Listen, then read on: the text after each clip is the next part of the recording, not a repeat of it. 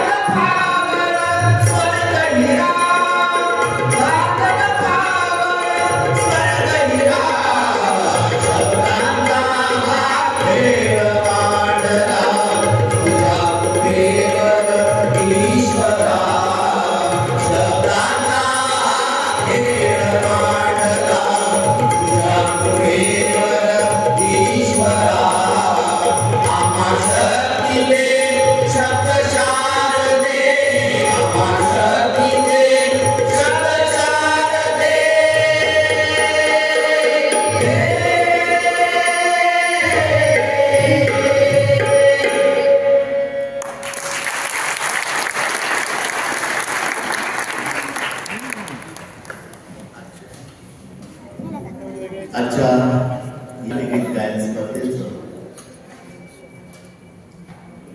जे उद्घाटक होते माननीय आपल्या चोपडा तालुक्याचे आमदार प्राध्यापक चंद्रकांत सुरवणे साहेब, अत्यंत एक महत्त्वाच्या कामानिमित्त त्यांचं येणं झालेलं नाही, तरी आजच्या या कार्यक्रमाच्या आपल्या सर्वांच्या उपस्थितीत आणि आपल्या सगळ्यांच्या अनुमोदनानं मी आपल्या जळगाव जिल्हा बँकेचे सन्मान्य संचालक आदरणीय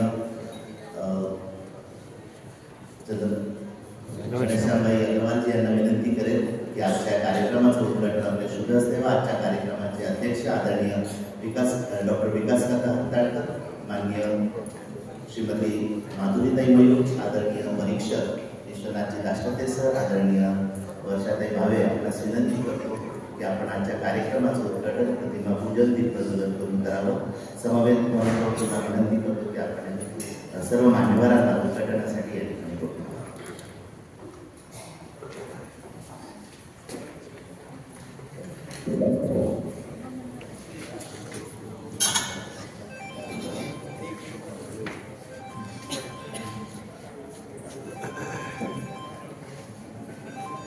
उपस्थित सज्जन हो, 5व्या राज्यस्तरीय खुली नाट्यगीत गायन स्पर्धेसाठी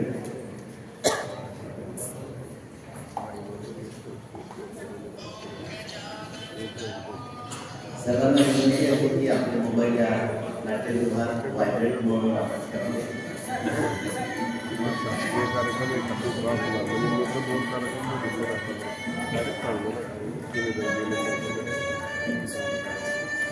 जोरदार टाळ्या वाजवून आपण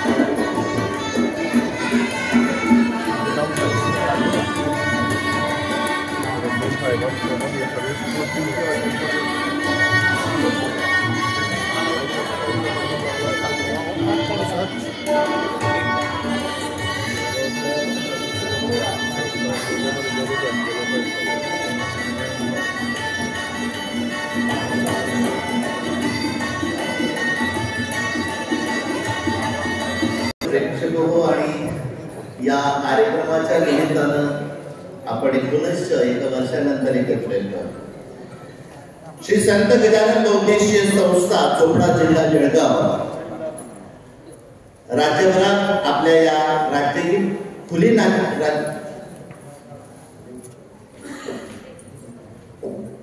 आपल्या या कार्यक्रमात आपल्या सन्मान्य चोपडा तालुक्याचे सन्मान्य तहसीलदार ते आपले सायंकाळचे पाहुणे आहेत, माननीय भाऊसाहेब थोरात साहेब आपल्यामध्ये उपस्थित आहेत. मी विनंती करतो भाऊसाहेब थोरातांना एक कृपया आपण मंचावर यावं.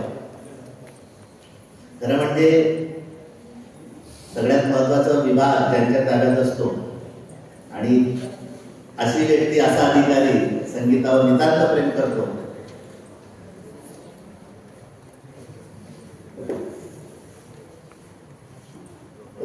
तर मी आपल्याला सांगत होतो की संपूर्ण राज्यभर चोपड्याचं नाव खऱ्या अर्थाने या स्पर्धेमध्ये संगीत क्षेत्रामध्ये घेतलं जातं. आजच्या या कार्यक्रमाच्या निमित्तानं जेव्हा आपण एकत्र येतो, राज्यभरात स्पर्धा घेतात,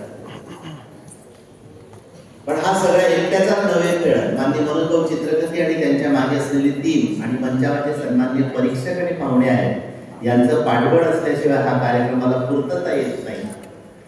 आणि त्यासाठीच हा अट्टास असतो की संगीत क्षेत्राला, आपण माहिती आहे की भारतीय संगीताला संपूर्ण विश्वामध्ये अनन्यसाधारण स्थान आहे. परंतु ज्यावेळेस मराठी संगीत, मराठी नाटक हा विषय येतो, या परंपरेची सुरुवातच जर पाहिली तर म्हणजे बऱ्याच अभ्यासकांनी याच्यावर अभ्यास केला. इसवी सनाच्या दुसऱ्या शतकामध्ये महाराष्ट्रीय प्राकृतमध्ये सुद्धा नाटक लिहिले गेलेले होते. म्हणजे त्या काळात राष्ट्रकुटांची सत्ता या आपल्या महाराष्ट्रामध्ये असताना त्या काळी महाराष्ट्रीय प्राकृत भाषेमध्ये नाटक लिहिली गेलेली होती. हा इतिहास आणि तिथून आपण चालत आलो. म्हणजे अभिजात भाषेचा दर्जा या वर्षी आपल्याला मिळावा, इतकी प्राचीन मराठी भाषा आणि त्यातल्या त्यात संगीत नाटक या भाषेत या प्रकाराला मध्यंतरीच्या काळामध्ये थोडीशी मरगळ आलेली होती. परंतु आदरणीय दाशरथे सर आहेत, आदरणीय वर्षाताई आहेत, मागचे परीक्षक आपल्याला माहिती आहे रवींद्रजी घांगुर्डे साहेब, त्यानंतर बकुळताई पंडित यासारख्या लोकांनी ह्या आधुनिक काळामध्ये सुद्धा संगीत नाटकाचा वारसा जपला. आणि ज्यावेळेस ही संकल्पना मनोज भाऊंच्या विचारात आली तर त्यावेळेस असं झालं की जे आपलं ज्याला भावगीत भक्तिगीत होते त्याला प्रचंड स्पर्धकांची एंट्री होती. परंतु नाट्यगीत म्हटलं की शास्त्रीय संगीताचा अभ्यास करणारे विद्यार्थी थोडे त्याला घाबरायचे. पण हळूहळू आता मला आनंद वाटतो, आज 5वं वर्ष आहे, महाराष्ट्रातल्या जेवढ्या एंट्र्या होतात त्याच्या निम्म्या एंट्र्या चोपड्यात बी होऊ लागल्या. ही आनंदाची बाब आपल्या चोपडेकरांसाठी. चोपड्यातले विद्यार्थी सुद्धा म्हणतात की नाही आम्हाला तयारी करायची, आम्ही पण राज्याच्या इतर स्पर्धांमध्ये जाणार आहेत. आणि याचं बीज रोवलं होतं आदरणीय दाशरथे सरांनी. दाशरथे सर या निमित्तानं खरंच समाधान खूप वाटतंय की आपली स्पर्धा हळूहळू आता त्याला म्हणतात घरामध्ये होती, आता ती नर्सरीमध्ये बालवाडीमध्ये जाऊ लागले, हळूहळू तिचा प्रवास वाढतोय. तर मला वाटतं आणि तुम्ही रसिकच होते जे पाठबळाने उभे राहतात, आशीर्वाद रूपाने असतात, यांच्या सगळ्यावर हात खेळ आहे.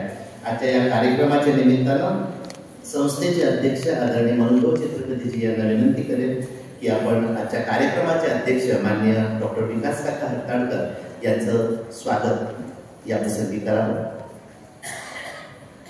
काकांचा नेहमीच आपला आशीर्वाद आमच्या पाठीशी असतो. आणि काका म्हणतात तुम्हाला जेव्हाही कोणतीही गरज पडेल मला सरळ सांगा. आणि काका खूप धन्यवाद, स्वागत आहे.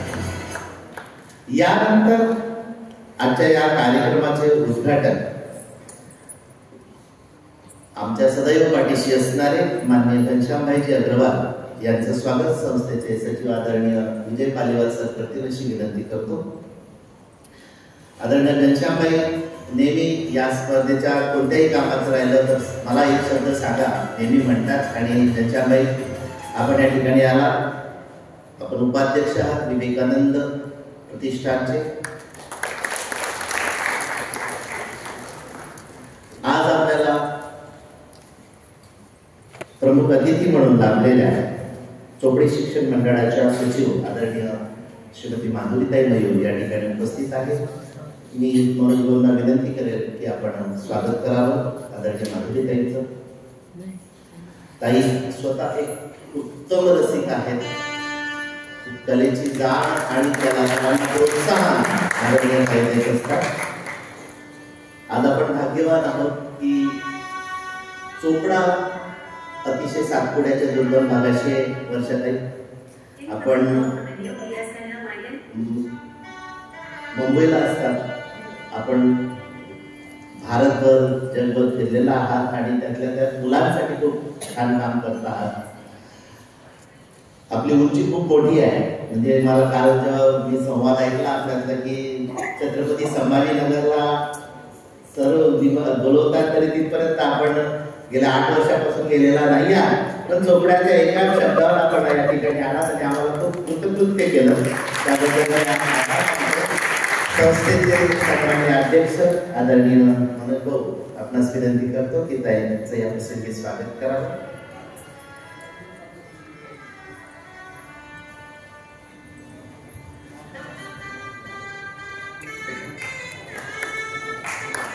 आपण शास्त्रीय गायिका आहात, प्रख्यात इंदिराताई खाडीलकर यांचा आपण नात आहात. नाट्याचार्य कृष्णाजी प्रभाकर खाडीलकर यांची आपण पणकी आहात. हा मोठा नाट्य वारसा आपल्या मागे आहे.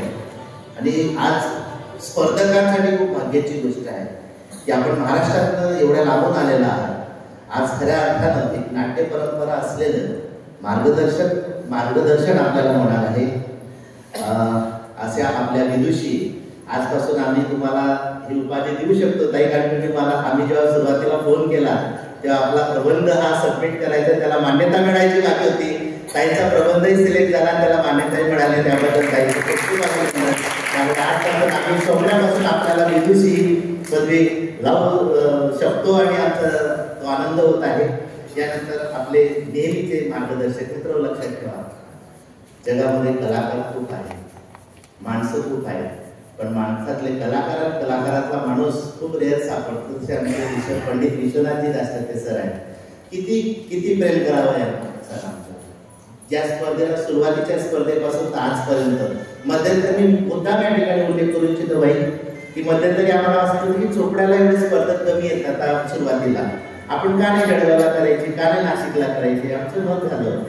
पण जेव्हा हा विचार भाऊंनी सरांकडे मांडला तर सरांनी एकच उत्तर दिलं, तुम्ही चोपड्याला रोप लावलेला आहे आणि ते आता राज्यभर पसरत आहे, त्यामुळे तुम्ही इथून कुठूनही चोपड्यावर स्पर्धा हलवायची नाही. आणि तुम्हाला सांगतो म्हणे की या दिवशी या स्पर्धेला भव्य रूप आलेलं असेल आणि त्याची प्रचिती आम्हाला येते आहे. असे आपल्या आजचे सन्मान्य परीक्षक श्री पंडित विश्वनाथजी दासते सरांचं स्वागत संस्थेचे सचिव माननीय विजय पालिवारचे करतील अशी विनंती करतो.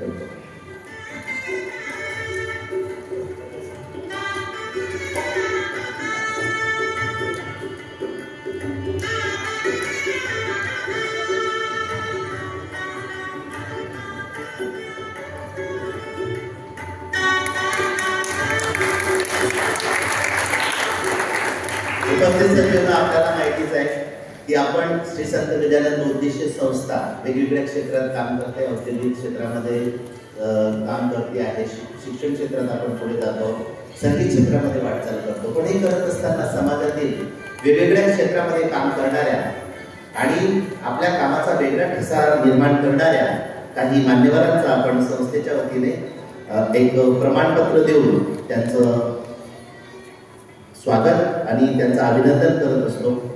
लक्षात घ्या, या वर्षाचा आपण साहित्य आणि कृषी या क्षेत्रातल्या योगदानाबद्दल 2 दिग्गजांना या ठिकाणी सन्मानित करणार, जे आपल्या चोपडा तालुक्याचे रहिवासी.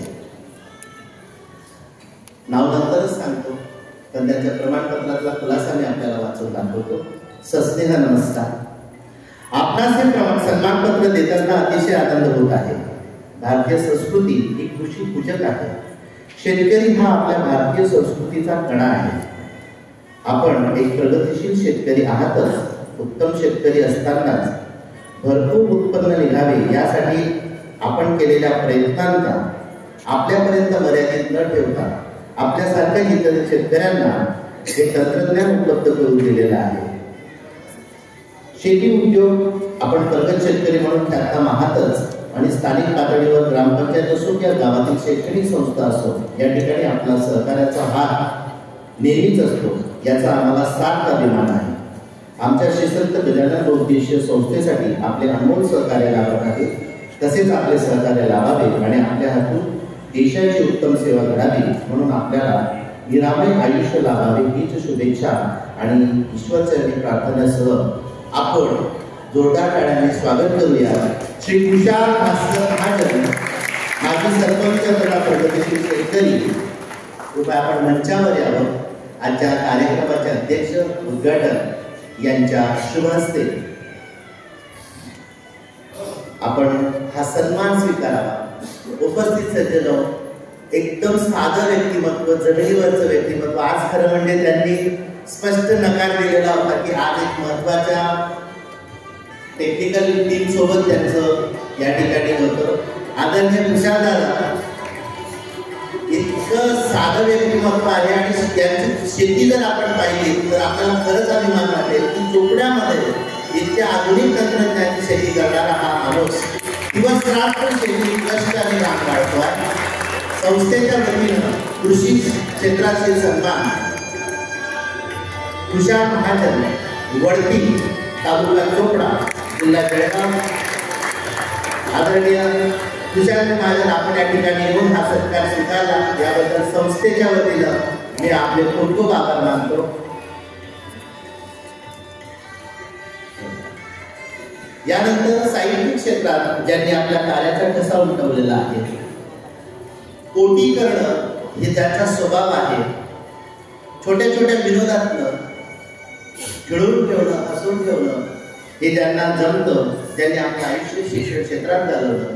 नवे नवे मुख्याध्यापक म्हणून जे रिटायर झाले त्यांच्यासाठी सस्ते नमस्कार. आपणास एक प्रमाणपत्र देताना आम्हाला अतिशय आनंद होत आहे.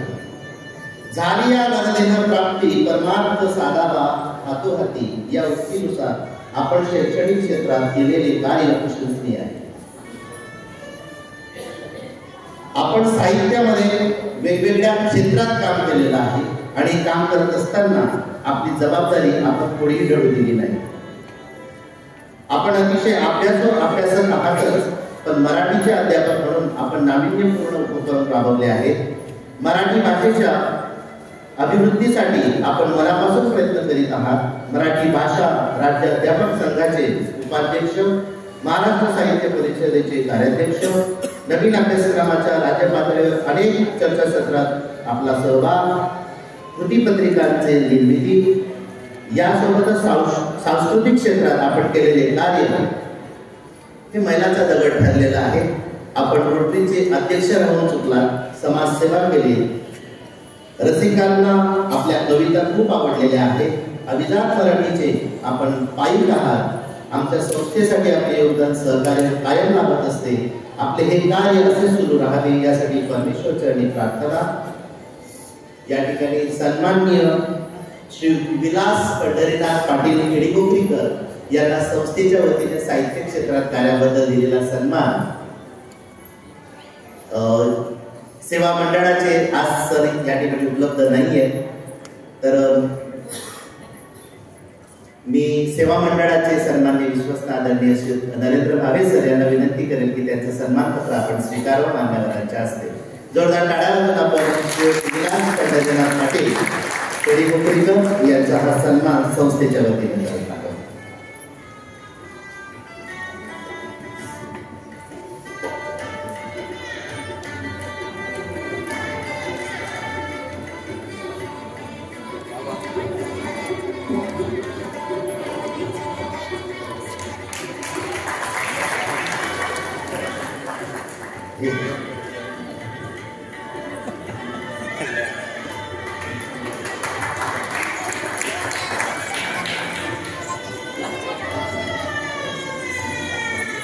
उपस्थित रसिक श्रोतेतर, आपला जास्त वेळ आम्ही घेणार आहोत, कारण स्पर्धा आज स्पर्धकांची संख्याही जास्त आहे. 2 फेऱ्यांमध्ये ही स्पर्धा होणार आहे. त्याचे नियम वगैरे मी नंतर सांगेलच. पहिली प्रारंभिक फेरी ही निवड फेरी असणार आहे. ही दुसऱ्या फेरीसाठी पात्र किंवा निवडलेल्या स्पर्धकांमधूनच आपले पारितोषिक आणि त्यांची स्पर्धा ही संपन्न होणार आहे. तत्पूर्वी आज मान्यवर आपल्यामध्ये उपस्थित आहे. मी मनोज भाऊंना विनंती करेन की आपण प्रास्ताविक 2 शब्द बोलावे.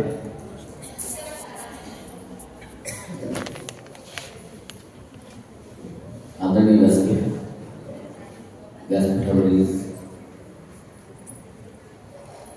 2 आमच्या संस्थेचे लाईन मेंबर आदरणीय काका दाशरथे सर, आदरणीय घनश्याम भाऊ, माधुरीताई पण लाईन मेंबर आहेत, आदरणीय विदुषी वर्षाताई आणि रसिकजन. स्पर्धेचे 5वं वर्ष नाट्यगीत गायन स्पर्धेचं. दरवर्षी स्पर्धेत 1-2 स्पर्धकांनी वृत्ती होते, याचा आनंदही आहे. कार्यक्रमात प्रास्ताविकात अहवाल वाचन करण्यापेक्षा कार्यक्रमात आपण लवकर सुरुवात करणार आहोत.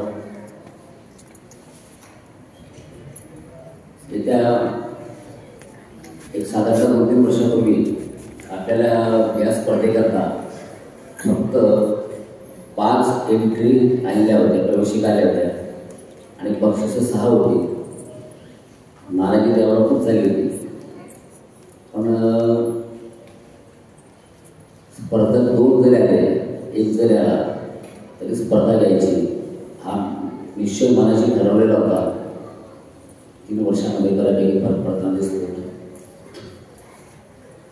या स्पर्धेकरता बाहेरगावून आलेल्या सर्व स्पर्धकांची आपण पॉम्पलेटमध्ये जसं नमूद केलेलं आहे, राहण्याची, निवासाची, जेवणाची व्यवस्था आपण घरी करत असतो.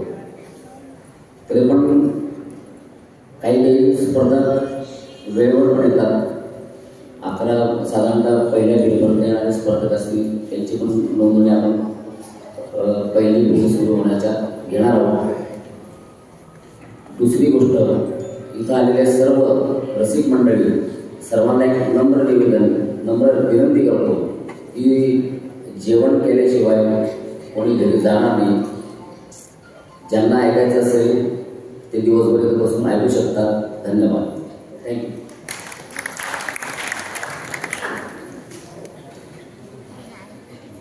भाऊ, आपण स्पर्धेला सुरुवात झाली पहिल्या वर्षी नाट्यगीताला.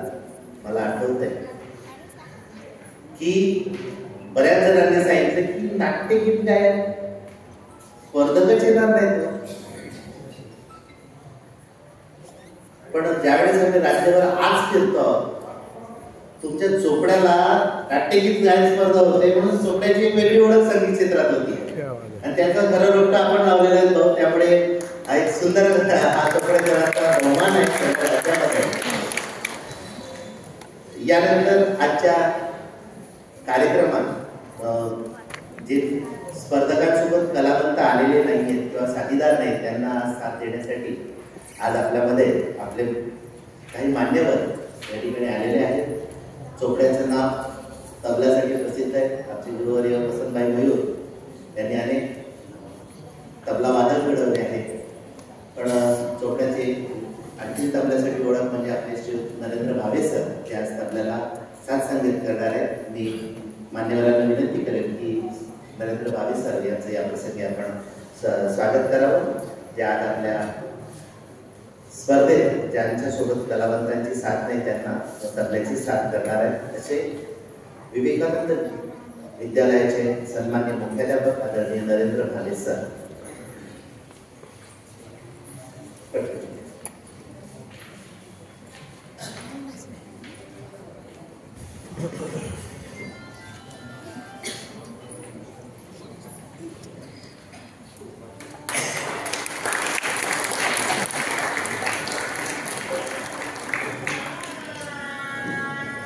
या वर्षीच्या नाट्यगीत गायनाचं वैशिष्ट्य की यावर्षी पहिल्यांदाच नाट्यगीताच्या साथीसाठी व्हायोलिन सुद्धा उपलब्ध झालेले आहे. छत्रपती संभाजीनगर येथील सन्माननीय प्रभू जोशी या ठिकाणी व्हायोलिन वादक आहेत. मी विनंती करेन कृपया आपण आमचे सत्कार आणि स्वागत स्वीकारावं. प्रभू जोशी, जोरदार टाळ्या वाजवून आपण स्वागत करूया. मान्यवरांना विनंती करतो की आपल्या शुभ हस्ते आपण स्वागत करूया चोपड्याच्या वतीनं.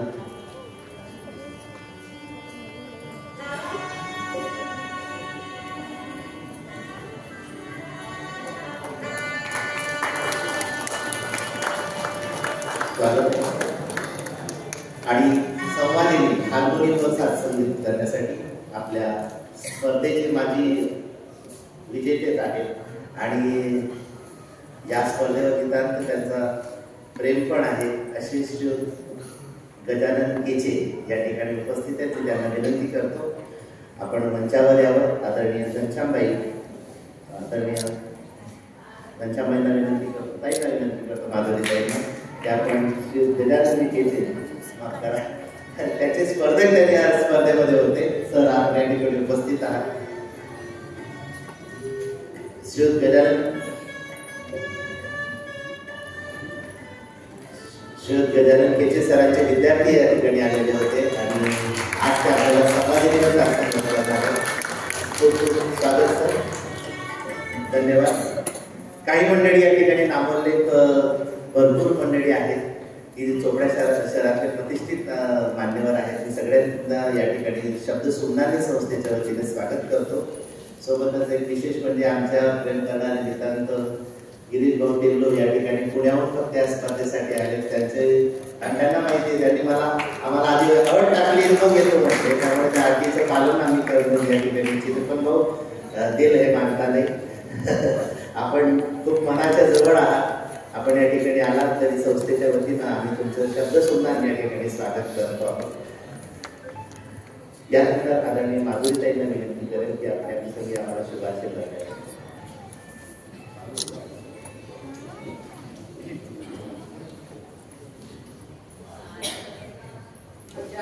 कार्यक्रमाचे अध्यक्ष डॉक्टर विकासभाई ह्या सभागृहातच नाही तर संपूर्ण चोपडे तालुक्यातच ज्या काही मोजक्या व्यक्ती आता उपस्थित आहेत की ज्यांच्या पायावर आपण डोकं ठेवून त्यांना नतमस्तक होऊ शकतो असे डॉक्टर विकासभाई ज्यांनी चोपड्याचीच नाही तर प्रत्येक म्हणजे वैद्यकीय फील्ड जे आहे मेडिकल क्षेत्र आजकाल कसं आहे हे मी सांगण्याची आवश्यकता नाही, पण ह्या वैद्यकीय क्षेत्रात सुद्धा नीतिमत्तेने कशा प्रकारे वाटचाल करता येऊ शकते याचं एक आदर्श उदाहरण म्हणजे विकासभाई आहेत.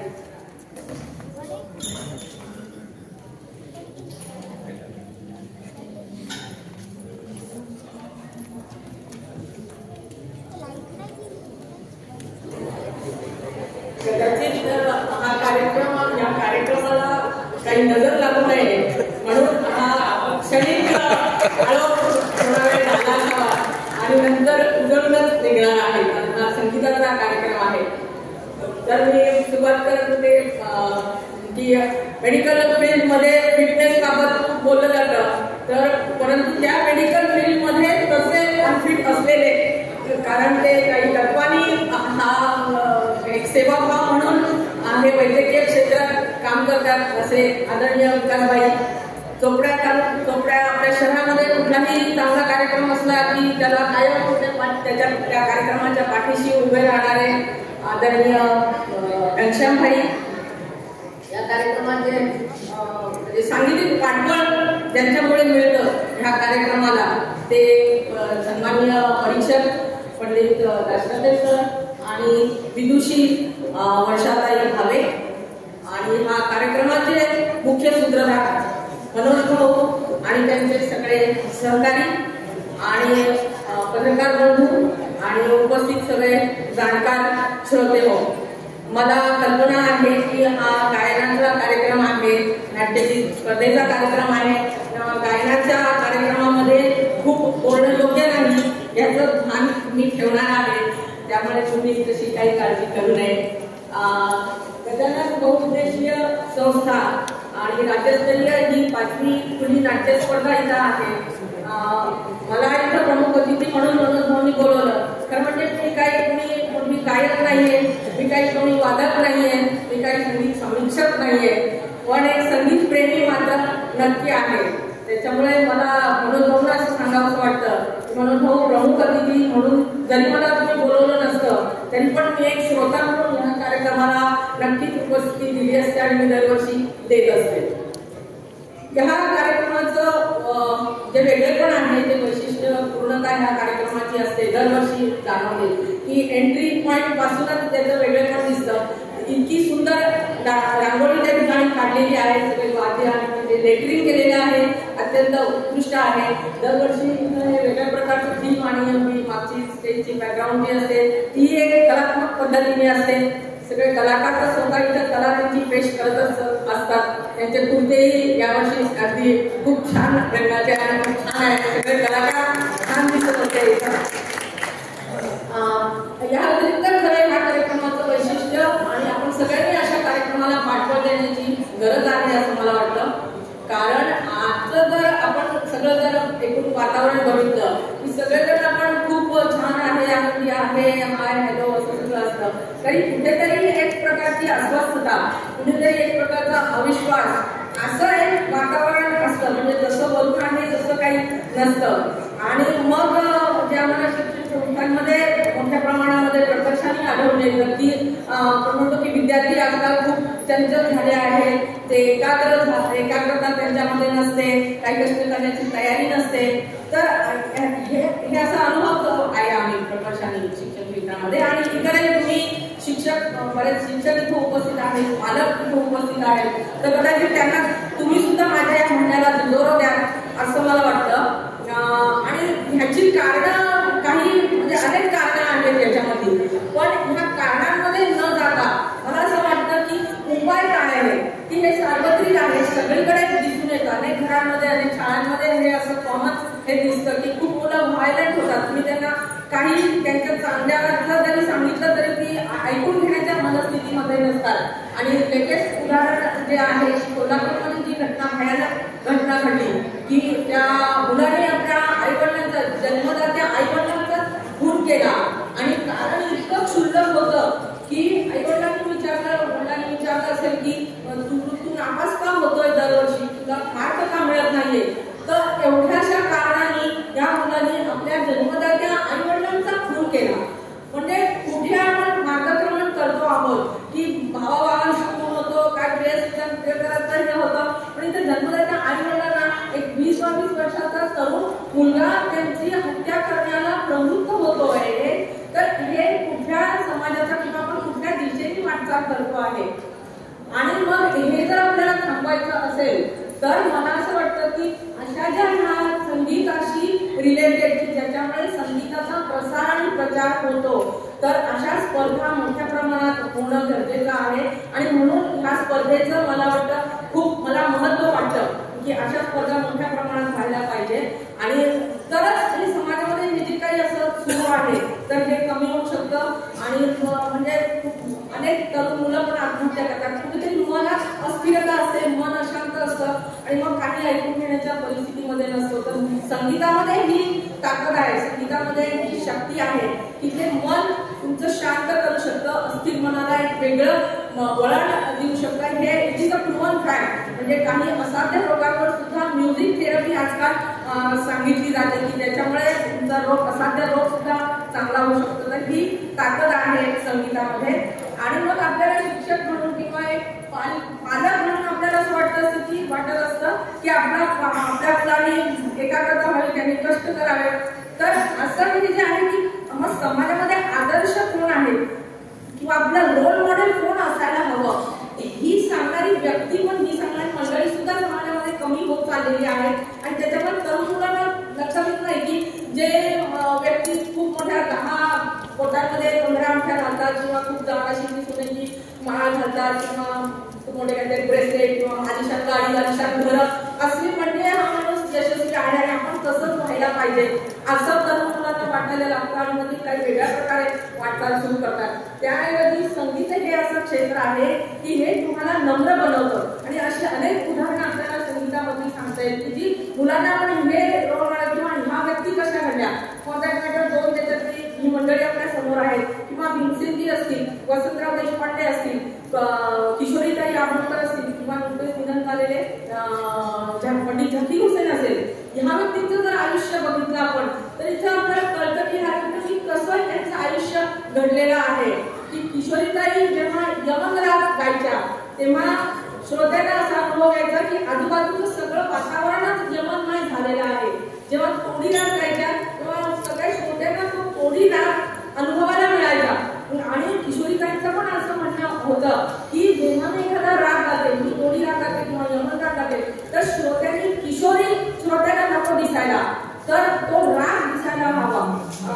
तोडी राग असेल तर किशोरी न दिसता तोडी राग दिसायला हवा. आणि रागाला एक व्यक्तिमत्व असतं. आपल्याला हे सामान्य लोकांना ते दिसू शकत नाही, पण मोठ्या कलाकारांना रागाला एक व्यक्तिमत्व असतं. तर दॅट दे कॅन सी. आणि मग जेव्हा मी एखादा राग गाते तर मी व्यक्तिशः किशोरी न दिसता श्रोत्यांना त्या रागाचा प्रत्यय यायला पाहिजे, त्याचा अनुभव यायला पाहिजे अशी त्यांची आठवण सांगितलेली आहे. किशोरी त्यांना बागेश्री राग किशोरी खूप वेगळ्या पद्धतीने गायच्या. तर त्यांना एकदा प्रश्न विचारण्यात आला की किशोरी तुम्ही प्रत्येक वेळी असा बागेश्री तुमचा वेगळा कसा काय असतो. त्याच्यावर किशोरी त्यांनी उत्तर दिलेलं आहे की बागेश्री हा अनादी अनंत आहे. इनफॅक्ट संगीतच अनादी अनंत आहे की जितकं तुम्ही खोलवर त्याच्यात जाता तेवढं तुम्हाला कळतं की किती आपल्याला कमी येता येते. तर भाग्यश्री हा अनादी अनंत आहे. मानवी मेंदूला कळू शकणार नाही इतकी परम्युटेशन कॉम्बिनेशन त्याच्यामध्ये करता येतात. आणि जेव्हा मी माझ्याचा अहंकार बाजूला करून मी माझ्याचा मीपणा बाजूला करून जेव्हा मी भाग्यश्री पेश करते तर तो मला अधिकाधिक कळायला लागतो. आणि म्हणून प्रत्येक वेळी तुम्हाला तो भाग्यश्री वेगळा वाटतो. तर अशा ह्या किशोरीताई असे हे दिग्गज कलाकार. किशोरीताईंच्या बाबत आणखी एक आठवण सांगायची वाटते की भेंडी त्या जिल्ह्याच्या प्रत्येक याच्यामध्ये त्या ऍक्टिव्ह होत्या की वेणकाम असेल, भरतकाम असेल, स्वयंपाकघराच्या गोष्टी असतील, इंग्रजी त्या फ्लुएंटली बोलायच्या. तर भेंडी जेव्हा चिरायच्या तर त्या भेंडीची स्टाईल एक एक तुकडा हा वर्नियर कॅलिपरनी जरी मोजला तरी त्याची ती जाडी सेम असेल अशा पद्धतीने त्या ते हे चिरायच्या. तर अशी जर उदाहरण दिलं तर मुलांना कळतं की कशा प्रकारे हे कलाकार घडतात. 16-18 तास ते रियाज ही मंडळी रियाज करतात. झकीर हुसेनच्या बाबत जर म्हणायचं झालं तर झकीर हुसेनचे वडील अल्ला रखा त्यांचे गुरु होते. आणि जेव्हा झकीर हुसेनचा जन्म झाला त्याची आपल्यापैकी अनेकांना माहिती असेल किस्सा की अल्ला रखांनी जेव्हा ते बाळ जन्माला आलं तर अल्ला रखांनी त्यांच्या कानामध्ये तबल्याचे बोल ऐकवले जेव्हा त्यांना दाखवलं बाळ त्यांचं. आणि मग ते तबल्याचे बोल ऐकल्यावर भावी बेगम म्हणजे झकीर हुसेनांची आई रागवली. तुम्ही हे काय देवाचं नाव त्याच्या कानात ऐकवण्याऐवजी तुम्ही हे काय ऐकवताय. तर अल्ला रखांनी सांगितलं की तबला ही मेरे लिए देव है, तबलाच हा माझ्यासाठी देव आहे आणि तेच मी त्याच्या कानामध्ये ते सूर त्याचे बोल मी त्याला ऐकवलेले आहे.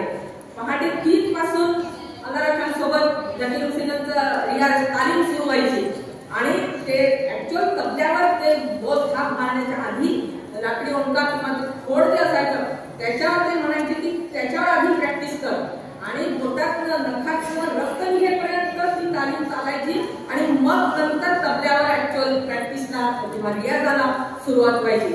तर हे कष्ट आहेत. एवढे कष्ट जेव्हा ते करतात तेव्हा ते पंडित झकीर हुसेन आपल्याला ते फक्त त्यांची जुल्फे आणि ते त्याचे फिरकणारे बोट हे करतात. तर असे हे सगळे महान कलाकार आहेत आणि निश्चितच उदाहरण आपण दिली आणि अशा संगीताच्या माध्यमातून या कार्यक्रमाच्या माध्यमातून देऊ शकतो आपण तशी.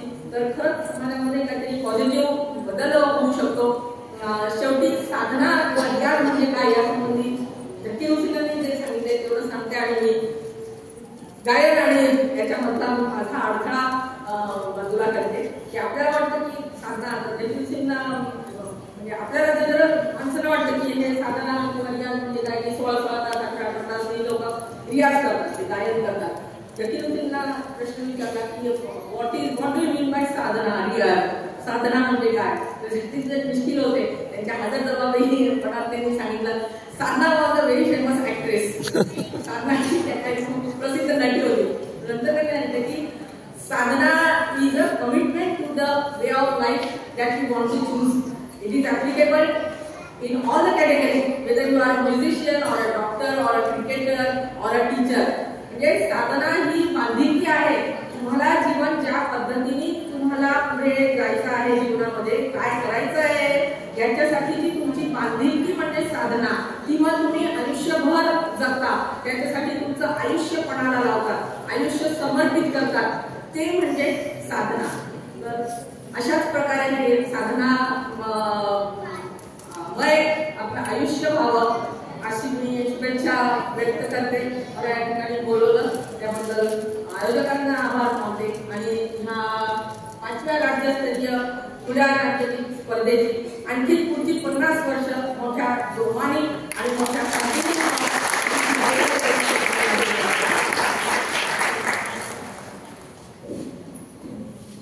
धन्यवाद ताई. आपण अनेक बाबींना उजाळा दिला.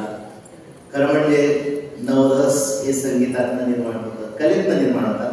कला, ललित कला असो किंवा संगीत कला असो, आणि त्यामुळे त्याचा परिणाम तर हमखास होतो. रडणारं लेकरू जेव्हा आई अंगाई गीत गाते तेव्हा शांतपणे झोपतं आणि त्याच वेळेस वर युद्धभूमीवर ज्यावेळेस रणांगणावर वीररसाचं गीत गायलं जातं तेव्हा सैनिकांमध्ये स्फुरण चढतं. दुःखाच्या वेळेस करुण रसाचं पण संगीत त्या ठिकाणी वेगळं वातावरण निर्माण करतं. या गोष्टींना आपण उजाळा दिला. आपण वेगवेगळ्या कलावंत जे दिवंगत झाले त्यांच्या आठवणींना उजाळा दिला. ते नेहमी म्हणायचे की संगीत कधी मरत नाही, शरीर मरतं पण संगीत मरत नाही. ही मंडळी आता जरी वरती असतील वरून आपल्याला शुभाशीर्वाद देत असतील, आपल्या सगळ्यांना की आपण संगीतासाठी कार्य करत आहात. यानंतर मी आजच्या कार्यक्रमाचे परीक्षक माननीय पंडित विश्वनाथजी दासपतीजी यांना 2 शब्द व्यक्त करण्याची विनंती करतो.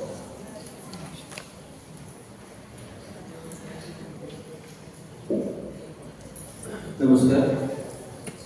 श्री गजानन प्रबोधिनी संस्थेने सुरू केलेली ही नाट्यगीत राज्यस्तरीय नाट्यगीत स्पर्धा त्याचं हे 5वं वर्ष आलेल्या सगळ्या स्पर्धकांचं आणि त्यांच्या सन्माननीय गुरूंचं या निमित्ताने इथे मनपूर्वक स्वागत करतो. मंचावरती उपस्थित डॉक्टर घाटाळकरजी, माननीय अग्रवालजी, माधुरीताई, वर्षाताई आणि उपस्थित सर्व कलाकार, स्पर्धक आणि त्यांचे पालक. स्पर्धा म्हटल्यानंतर त्याचे काही नियम असतात आणि त्या नियमांना अनुसरून आपल्याला सादरीकरण करायचं असतं. त्यासाठी मी तुम्हा सर्वांना विनंती करेल की जे पत्रक तुमच्यापर्यंत पोहोचलं होतं त्याच्यामध्ये ती नियमावली दिलेली आहे, कृपया पुन्हा एकदा वाचून घ्या, म्हणजे तुमचं नाव आल्यानंतर तुमची वेळेवरती धावपळ होणार नाही. सगळ्या स्पर्धकांना स्पर्धेसाठी मनपूर्वक शुभेच्छा देतो आणि थांबतो. धन्यवाद सर. यानंतर आजच्या कार्यक्रमाचे अध्यक्ष आदरणीय डॉक्टर विकासकाका हरकरजी यांना विनंती करतो की आम्हाला शुभाशय.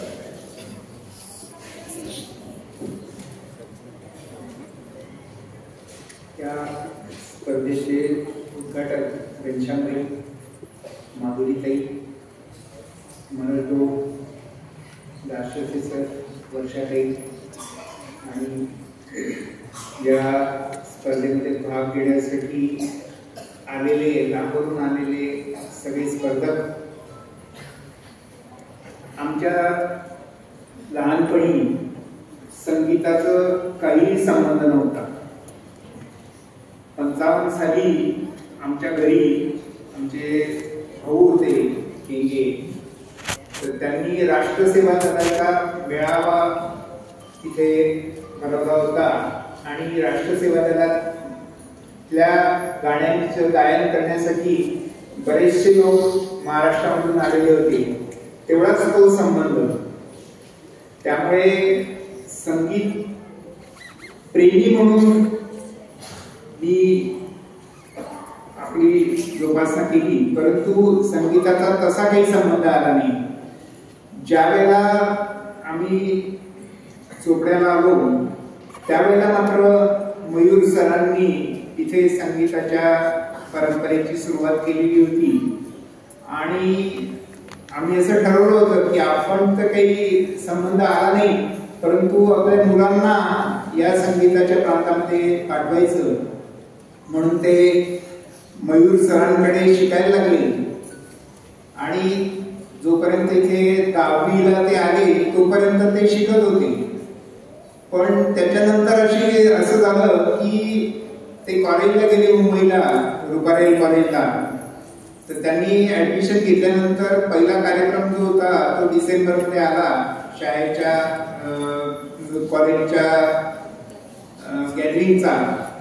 तर त्यावेळेला आमचा मुलगा गेला तिथे आणि त्याने सांगितलं की मला भाग घ्यायचा आहे याच्यामध्ये, माझा तबल्याचा सोलो कार्यक्रम करायचा आहे. तर त्यांनी विचारलं की तू काय करतो, तर त्याने सांगितलं मी सायन्सला आहे. म्हणजे हा कार्यक्रम सायन्सच्या मुलांकरता नसतो, हा कार्यक्रम आर्ट्सच्या मुलांनी करायचा म्हणून त्याला तिथून परत पाठवून दिलं आणि त्यामुळे त्यांचाही संगीताशी संबंध तुटला. आणि त्यानंतर आमच्या जे लक्षात आलं ते या फार मोठी परंपरा मयूर सरांनी सुरुवात केली आणि त्यानंतर मयूर सर, मनोज चित्रपती, विजय पालिवाल, योगेश चौधरी, जाधव सर आणि अशा अनेक, कारण मला सगळ्यांची नावं माहित नाही, परंतु अशा अनेक लोकांनी ही संगीताची परंपरा चोपड्यामध्ये जोपासली. आणि याला प्रोत्साहन देण्यासाठी संगीत प्रेमी पण तितक्याच ताकदीचे होते. आता मागच्या 2 महिन्यापूर्वी आपले गिरीश किल्लोळे चोपड्याचे, ते पुणे युनिव्हर्सिटीमध्ये फार मोठ्या पदावर आहेत. तर त्यांनी एक उत्कृष्ट कार्यक्रम पुणे युनिव्हर्सिटीमध्ये अरेंज केला आणि त्याच्यामध्ये हे सगळे चोपड्याची मुलं त्यांनी त्यांचा कार्यक्रम तिथे घडवून आणला. अतिशय चांगला कार्यक्रम आणि संस्मरणीय कार्यक्रम तो झाला. अशा पद्धतीने ही परंपरा चोपड्यामध्ये निर्माण झाली. आता आमच्या डॉक्टर्स मध्ये सुद्धा आमचे डॉक्टर आर.सी. गुजराती आणि डॉक्टर लोकेंद्र हे सगळं त्यांचा व्यवसाय सांभाळून या संगीताच्या क्षेत्रामध्ये योगदान देत आहेत. माधुरी त्यांनी सांगितलं की त्या फक्त संगीत प्रेमी आहे, पण त्यांच्या घरामध्ये त्यांची बाची ध्रुपद गायिका म्हणून सगळ्या आंतरराष्ट्रीय पातळीवर गेलेली आहे आणि त्यांनी मोठं नाव त्यांच्या कमी वयामध्ये मिळवलेलं आहे मेघना सरदारनी. तर या सगळ्या गोष्टी फार महत्वाच्या आहेत आणि ही परंपरा जी इथे निर्माण झालेली आहे. नाट्यसंगीत आम्ही लहानपणी ऐकत आलो, बालगंधर्वांचं नाव सगळ्यांना माहिती आहे, परंतु नंतर काही मधल्या काळामध्ये नाट्यसंगीताला उतरती काळा लागलेली होती. पण आता पुन्हा त्या परंपरेला नवजीवन मिळालेलं आहे आणि चोपड्यासारख्या ठिकाणी महाराष्ट्र लेवलची ही स्पर्धा गेल्या 5 वर्षापासून मनोज भाऊ घेत आहेत त्यांच्या संस्थेतर्फे. अतिशय वाखाणण्यासारखा हा कार्यक्रम होतो आणि चोपड्यामध्ये तशी परंपरा आहेच. आमच्या शाळेमध्ये आम्हाला आमचं भाग्य आहे की आम्हाला मुख्याध्यापक जे मिळाले ते उत्कृष्ट तबला वादक आहेत आणि त्यांनी आणि तसंच प्रताप विद्या मंदिरामध्ये सुद्धा जे कलादालन आहे पंकज नागपुरी सर आणि त्यांचे इतर सहकारी यांनी देखील ही परंपरा शाळांमधून कायम ठेवलेली आहे. तर या पद्धतीने जास्तीत जास्त जागृती संगीताबद्दल होईल आणि लोकांचा पण त्यांना प्रतिसाद मिळेल अशी मला खात्री आहे. आणि संगीताची ताकद काय असते हे एका उदाहरणावरून मी सांगतो. ज्यावेळेला काही वर्षांपूर्वी वाराणसीला मोठी दंगल झाली होती, तर त्या दंगलीच्या वेळेला ती कुठल्याही प्रकारे ती दंगल शमत नव्हती. तर त्यावेळेला बिस्मिल्ला खान तिथे होते. तर ते काशी विश्वनाथ मंदिराच्या ओट्यावर शहनाई घेऊन बसले आणि सकाळपासून संध्याकाळपर्यंत तिथे शहनाई वाजवत राहिले आणि ते बघून हळूहळू सगळ्या लोकांचं चित्त टाळ्यावर आलं आणि ती दंगल शमली. ही संगीताची ताकद आहे आणि ही संगीताची परंपरा या लोकांनी जी जपलेली आहे, तर त्याबद्दल मला खूप आनंद आहे. मी या स्पर्धेला शुभेच्छा देतो आणि या प्रकारची स्पर्धा अधिक प्रमाणामध्ये व्हाव्यात अशी सदिच्छा व्यक्त करून मी माझे 2 शब्द सांगतो. धन्यवाद काकासाहेब. दरवर्षी उल्लेख करत असतो मी की एक राजश्री कलेला पूर्वी होता. आज खरं पाहायला गेलं तर अशा स्पर्धा, अशा याला संगीताला आपल्यासारख्या दाखवतो व्यक्तिमत्वाचं राजश्रय आहे असं मानतो. म्हणजे आपण राजे आहात आमच्यासाठी की जर आपलं आशीर्वाद सगळं सहकार्य नसलं, मी बाकीचा नामोल्लेख करत नाही, पण हे सहकार्य नसेल तर हा जो पर्वत आहे हा एकट्याने उचलण्याचा हे नाहीये, सगळ्यांच्या हातभाराला लागतात. अशा सर्व सहकार्य त्यांचं या कार्यक्रमाला, म्हणजे अगदी लहान मुलांनी साफसफाईपासून सुद्धा एक केळीचे खांब आणण्यापासून सगळं किती आनंदाने करतात. ही टीम बाहेरचे कोणी जास्त लावलेले नाही, ते तुम्हाला दिसतंय या ठिकाणी बालगोपाळ मंडळी यांनी सजावट केली आहे आणि सगळ्या मंडळींनी खूप आनंद येतो, एक उत्साह, एक उल्हास या कार्यक्रमाच्या निमित्तानं आहे. आजच्या कार्यक्रमाचं शेवटचं महत्वाचं गोड काम आभाराचं मी संस्थेचे सचिव आदरणीय विजय पालीवाल सगळ्यांना विनंती करेल की त्यांनी आभार व्यक्त करावे.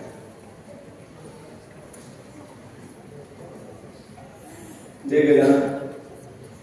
संस्थेच्या 20व्या वर्धापन दिनानिमित्त आयोजित 5व्या राज्यस्तरीय नाट्यगीत गायन स्पर्धेसाठी उपस्थित असलेले मान्यवर सर्व, आपल्या कार्यक्रमाचे उद्घाटक जे नियोजित होते आदरणीय अण्णा सौ श्री चंद्रकांत सोरणे साहेब, माझे विद्यमान आमदार, पण कार्यबहुल्यामुळे ते काही येऊ शकले नाही. त्यांनी शुभेच्छा आपल्याला कळवलेल्या आहेत. आणि ऐन वेळेस आजच्या कार्यक्रमाचं उद्घाटन आदरणीय गणेशराव भाऊंनी केलं, त्याबद्दल त्यांच्या संस्थेच्या वतीने मी आभार मानतो. त्याचप्रमाणे आजच्या कार्यक्रमाचे अध्यक्ष आदरणीय काका सौ विकास काका हरदाळकर, आदरणीय मनोजताई मयूर, त्याच पद्धतीने सन्माननीय परीक्षक विदुषी वर्षा भावेताई, त्याचप्रमाणे पंडित दासते सर, आणि मला तरी असं वाटतं ही स्पर्धा नाही सर, हा एक स्वरयज्ञ आहे आणि या स्वरयज्ञामध्ये आपण सर्व आपापल्या परीने आपल्या आहुती अर्पण करत असतो. आणि ज्या पद्धतीने महाराजांचं काम, गजानन महाराजांचं काम निरंतर सुरू आहे, त्याच पद्धतीने हा छोटासा यज्ञ जो आम्ही सुरू केलेला आहे त्याच्यामध्ये आपण आपल्या आहुती अर्पण करून आपला वेळ असेल, आपले श्रम असतील, या सर्वांनी हा यज्ञ कायम सुरू ठेवावा अशी आमची सर्वांची इच्छा आहे. आमच्यावर प्रेम करणारे आदरणीय डॉक्टर वेंकट पाटील सर असतील, नेहमी आम्हाला साथ देणारे आमचे पुण्यावर आलेले गिरीश भाऊ असतील, आदरणीय पत्रकार संजय सोनवणे सर असतील, त्याचप्रमाणे सर्व मान्यवर जे वेळोवेळी आम्हाला मदत करतात, प्रेम करतात, त्या सर्वांचं मी मनापासून आभार मानतो. धन्यवाद सर. यानंतर काही सूचना सगळ्यांना विनंती आहे की भोजन केल्याशिवाय कोणी जाऊ नये. प्राथमिक फेरी आपण लगेच सुरू करणार आहोत, त्यामुळे स्पर्धक आणि या ठिकाणी थांबायचं आहे. जे मान्यवर या ठिकाणी आलेले आहेत त्यांना विनंती बाहेरून जे आलेले आहेत की आपण भोजन घ्यावं आणि त्यानंतर कार्यक्रमाचा आस्वाद घ्यावा. प्राथमिक फेरी आटोपल्यानंतर जसं जसं आपल्याला वेळ मिळेल तसं आपल्या स्पर्धक आणि आपण सगळे मिळून प्राथमिक फेरीनंतर भोजन घेणार आणि त्यानंतर आपली दुसरी फेरी सुरू होईल, ही सूचना सगळ्यांना आहे. त्यामुळे मी मान्यवरांना विनंती करतो की आपण आमचा भोजन केल्याशिवाय आपणही जाऊ नये. आणि सगळ्यांना विनंती आहे, नाट्यगृहाच्या मागच्या बाजूला भोजनाची व्यवस्था आहे, ही सगळ्यांना सूचना आहे. 10 मिनिटांनी ते तयारी होईल आणि पुढच्या 15व्या मिनिटाला आपली प्राथमिक फेरी सुरू होईल, ही सगळ्यांना